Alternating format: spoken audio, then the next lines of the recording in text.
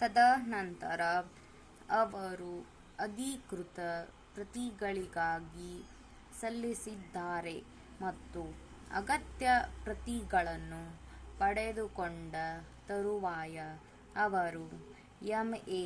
ಸಂಖ್ಯೆ 27/2011 ಜಿಲ್ಲಾ ನ್ಯಾಯಾಧೀಶರು ಮೈಸೂರು ಇವರ ಮುಂದೆ ಅಪೀಲನ್ನು ದಾಖಲು ಮಾಡಿದ್ದಾರೆ. ಅಪೀಲನ್ನು ತಿಳುವಳಿಕೆ ದಿನಾಂಕದಿಂದ ಸಮಯದೊಳಗೆ ದಾಖಲಿಸಲಾಗಿದೆ. ನಿರುಪಾಧಿಕವಾಗಿ ವಿಳಂಬ ಮಾಡಿರುವುದಿಲ್ಲ. ವಿಳಂಬದ ಕಾರಣದ ಮೇಲೆ ಅಪೀಲನ್ನು ವಜಾಗೊಳಿಸಿದ ಎರಡನೇ ಹೆಚ್ಚುವರಿ ಜಿಲ್ಲಾ ನ್ಯಾಯಾಧೀಶರು ಮೈಸೂರು ಇವರಿಂದ ಮಾಡಿದ ಪ್ರಶ್ನಿತ ಆದೇಶವು ತಪ್ಪಾದುದಾಗಿದೆ ಹಾಗೂ ಈ ಪ್ರಕರಣದ ಕಾನೂನು ಮತ್ತು ಸಂಗತಿಗಳಿಗೆ ವಿರುದ್ಧವಾಗಿದೆ ಎಂದು ಆಕೆಯು ವಾದಿಸಿದ್ದಾರೆ. 5th paragraph.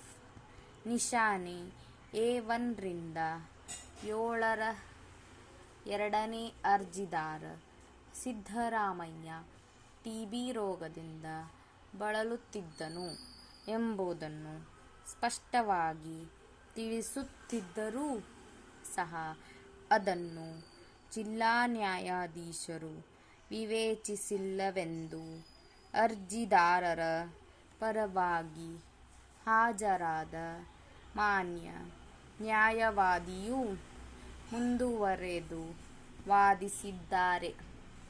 ಮಾನ್ಯ ಜಿಲ್ಲಾ ನ್ಯಾಯಾಧೀಶರು ಸರ್ವೆ ನಂಬರ್ 71 ಮತ್ತು 72ರ ಸಂಬಂಧದಲ್ಲಿ ದಾಖಲೆಯು ಲಭ್ಯವಿಲ್ಲವೆಂಬುದನ್ನು ಪರಿಗಣಿಸಿಲ್ಲವೆಂದು ಮತ್ತು ತಹಶೀಲ್ದಾರ್ ಪಿರಿಯಾಪಟ್ಟಣ ಸಹ ಇವರ ಮುಂದೆ ದೃಢೀಕೃತ ಪ್ರತಿಗಳಿಗಾಗಿ ಅರ್ಜಿ ಸಲ್ಲಿಸಿದ್ದರು. ಅವರು ದಿನಾಂಕ 23/6/2010 ಮತ್ತು 34/2010 ಹಿಂಬರಹ ನೀಡಿರುವುದನ್ನು ಗಮನಿಸಿಲ್ಲವೆಂದು ಆಕೆಯು ಮುಂದುವರೆದು ವಾದಿಸಿದ್ದಾರೆ.